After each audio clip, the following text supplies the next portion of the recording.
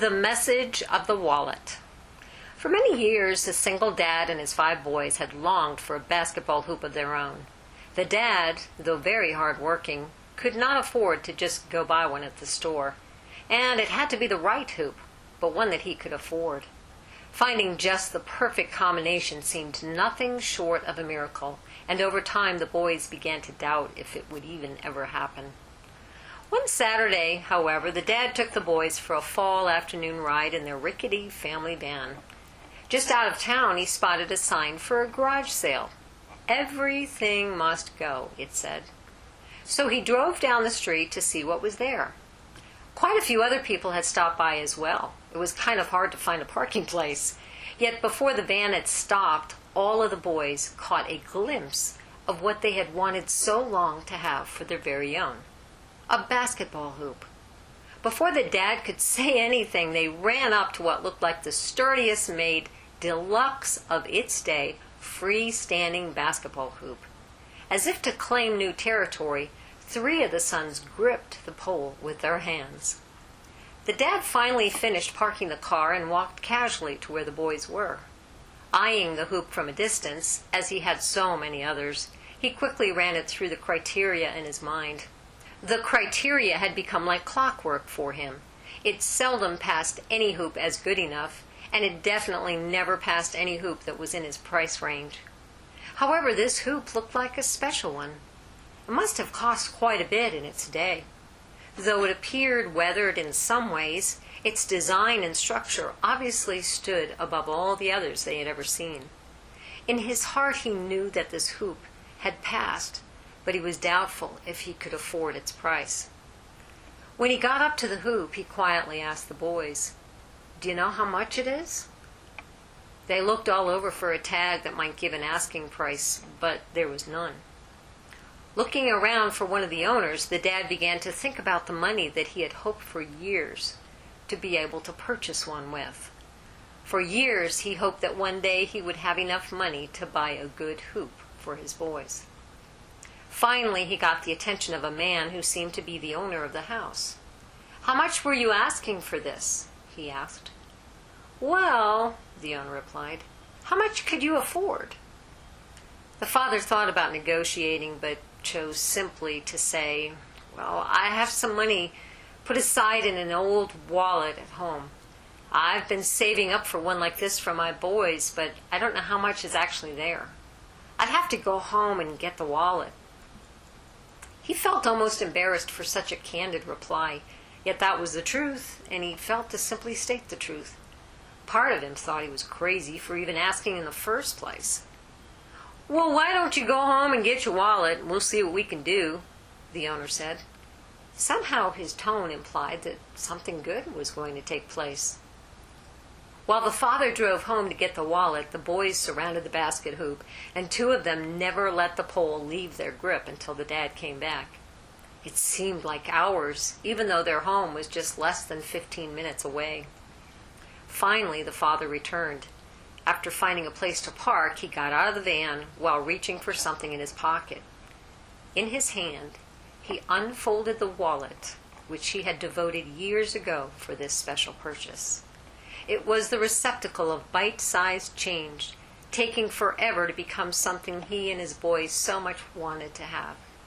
Whether $1 or 2 or a coin or 2, somehow his dream stayed alive, though it often wanted to dry up, like the wrinkles in that old leather wallet. Could the day have finally come?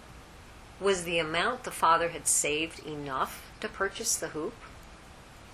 "I have $93.56, sir." And he held out his hand with the sorted bills and coins. The boys were shocked that the amount had grown so high. The wallet seemed so meager compared to what it was supposed to purchase. It represented all the years, all the hopes, and yes, all the times when it felt like there was no point in Dad even having it there. Yet they had watched their father add to it whenever he could, whatever he could. Now the father felt helpless while awaiting the reply. He had stated his bottom line, his only line. No negotiating, no hiding. Would it be enough to purchase the hoop? The owner remembered how much he had paid for it so long ago, so many children ago, so many summer afternoons ago. He knew that he had already gotten what he had paid for it. And somehow he had decided that whatever the amount the father would offer him, it would be acceptable. He couldn't help but sense that it would be more cherished now, though it was older and used. "Sold," he said. "And I sure am happy to see the thing getting some use again. Why, I'll bet your boys will give it a good run for their money. Looks like you've got some good talent here, and maybe they'll give me some credit when they get a scholarship or two," he chuckled. "Do you need any help getting this home?" Well, before the father could answer, another man standing by seemed to understand this special family moment and said, "I have a flatbed. I live just up the street. How about I take it to your house for you?" The father knew that he had just walked up to a divine moment, something he had longed for years to see. His waiting had paid off. This was the hoop that he had been waiting for and looking for, and he even had the money to buy it. The boys lost all inhibition at that moment as they began to laugh and yell and even jump up and down. What a find! What a moment! It passed the father's test and even matched what the father had saved for all those years to buy it. That was many years ago. Now the boys are all grown and have families of their own. They've never forgotten that day, for it became one of the best days of their life. Often they have told the story of that special day. Two of the sons, in fact, did get basketball scholarships. And on the day of graduation, they both made a point to stop by and see the old man who had sold the basketball hoop to their father. The man had not forgotten them either and congratulated them both with warm grandfather hugs. As those sons have told this story over and over, it has given them opportunity to express their love and gratitude to their dad. For it was the love and faithfulness of their dad which to this day they can't ever forget and can't ever stop being grateful to him for. Do you think any of these sons would ever tell the story without talking about their dad? Can you imagine any of them giving credit to the wallet rather than to their dad? How would the dad have felt if he had heard his sons proclaim, "It was the wallet that sacrificed all those years. It was the wallet that wanted to provide a basketball hoop for us. It was the wallet that put the money aside. It was the wallet that paid the perfect price. The wallet was perfect. The wallet, the wallet." No, it was their dad who they wished to talk about.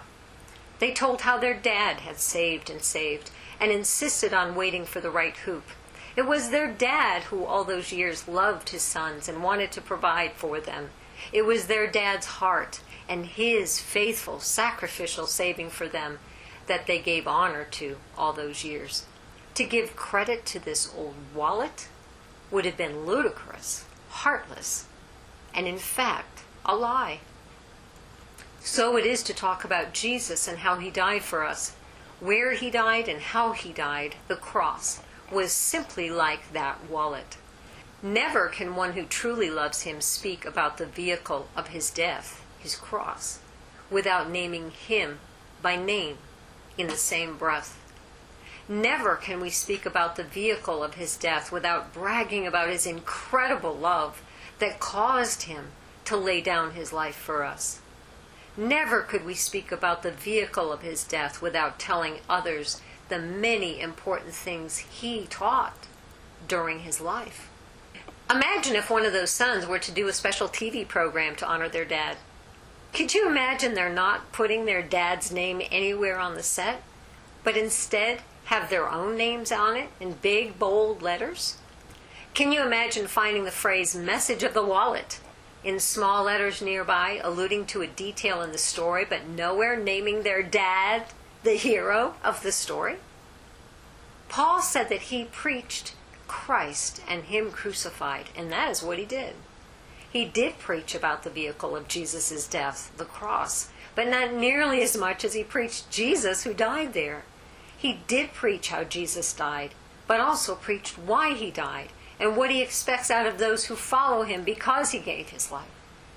Specific topics Paul preached on were love, holiness, encouraging one another, love, living properly, lovingly as a husband and wife, living holy while single, acknowledging the poor, love, not giving special treatment to the rich, testing the spirit of those in spiritual leadership, love, testing the lifestyle of those in leadership, not causing a brother to stumble, identifying and addressing tolerated sin in the fellowship of believers, love, looking after the needs of single mothers, proper relationship between parents and their children, suffering for the sake of the gospel, love, becoming nothing so that Jesus can become everything, just to name a few.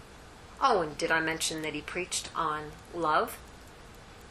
For Paul to preach Christ and him crucified meant more than just saying the message of the cross over and over and over and over. He named Jesus constantly and preached the heart of Jesus on multiple relevant matters all the time. He spoke from the living, breathing Holy Spirit for living, breathing situations and needs of the real people he ministered to. He did not simply mouth the words, message of the cross, flared with a new twist, cited in a new context, or marketed with a new wrapper every week. Beware when the wallet is wrongly given credit rather than the dad who actually gave the gift. The wallet and the dad are not one and the same. And if someone tells you that the wallet was the hero and not the dad, then they are telling you a different story, a lie, and you are not to believe it. Likewise, beware when the instrument of death is wrongly given the focus and honor rather than the perfect Lamb who willingly died and shed his blood, Jesus Christ. The cross and Jesus Christ are not one and the same. And if someone tells you that the cross was the hero and not Jesus Christ the Savior, then they are telling you a different gospel, a lie, and you are not to believe it. Heed this warning from Paul himself. But even if we or an angel from heaven should preach a gospel other than the one we preach to you, let him be eternally condemned. Galatians 1:8.